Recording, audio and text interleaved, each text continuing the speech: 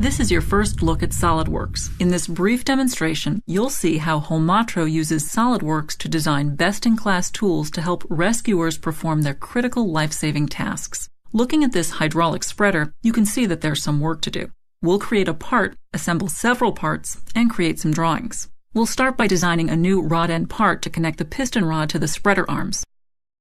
The basic building block of a 3D solid model is a sketch, and sketching in SolidWorks is extremely easy and intuitive. Using a mouse gesture, I get access to my most commonly used commands. Draw a slot, add some dimensions to establish its size, and then drag the center of the slot onto the origin to locate it. Next, a rectangle is drawn using one of the many sketch tools, and then we will add a couple of circles to hold the link pins. The two circles should be the same size, so a quick window selection reveals a pop-up toolbar, and an equal constraint is added to lock their size together.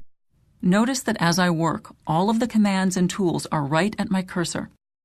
We call this our heads-up user interface, which is designed to keep your focus on the screen to make you more productive. Now that this 2D sketch is finished, let's make it 3D by extruding it. It can be extruded in either direction, or in this case we will extrude it 40 millimeters, about the midplane. To smooth some of the sharp corners, we can add some fillets. Their size can be graphically manipulated on screen, or we can key in a dimension to add some precision.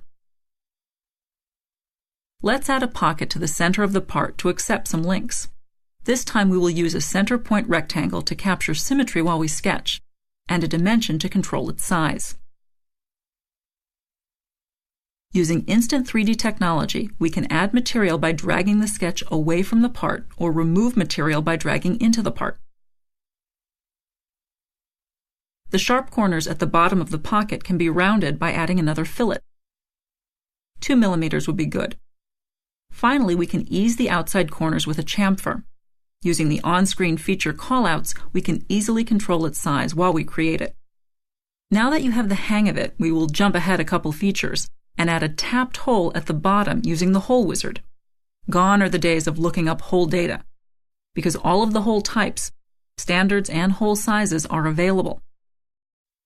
Choose the hole parameters, locate it, and SolidWorks takes care of adding all of the proper information to define the hole. Let's leverage our previously created chamfer by dragging and dropping it onto the bottom edge to make a copy. The part looks good, but maybe a couple of changes would help to refine it. Changing the dimension value changes the geometry, and using Instant 3D technology, dimensions can be dragged and we get real-time feedback of our change. It's important that we fully describe our part beyond just the geometry. Properties such as part number or description can be added and leveraged later in the drawing title block and BOM. Materials can be applied from a list of favorites or from a broad database of materials. All visual and mechanical properties are applied. Notice that the weight of the part has been updated to reflect the new material. To document our design, let's create a drawing.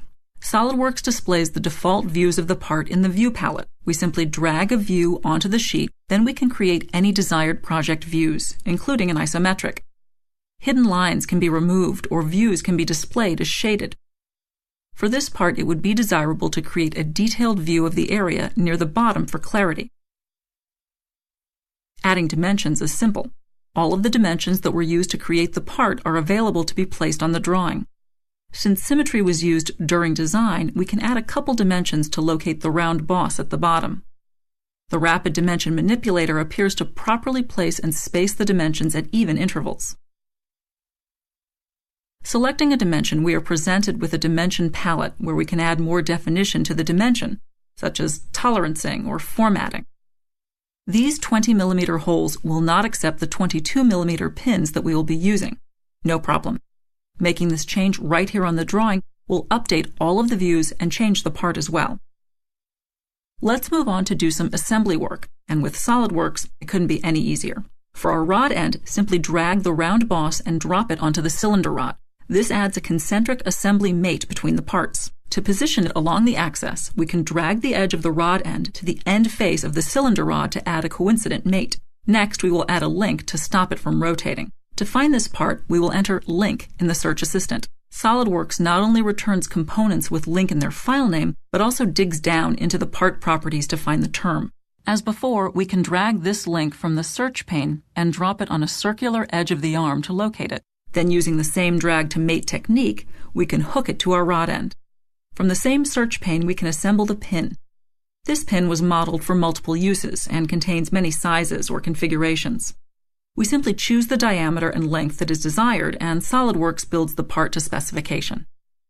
Most assemblies contain many hardware items like screws, nuts, washers, and the like. SolidWorks provides a toolbox of such items containing thousands of parts with millions of configurations of those parts for your use. Notice that as we assemble the snap ring, it automatically sizes itself to the shaft to which it is placed.